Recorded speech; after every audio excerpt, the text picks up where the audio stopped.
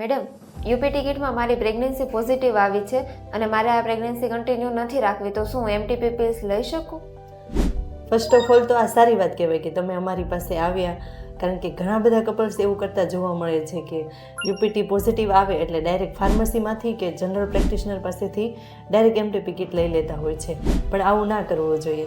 UPT positive આવે એનો મતલબ એમ નથી કે પ્રેગ્નન્સી ગર્ભાશયની ગોથળીમાં છે, પણ પ્રેગ્નન્સી ગમે ત્યાં હોઈ શકે છે, એટલે કે ફેલોપિયન ટ્યુબમાં પણ હોઈ શકે છે.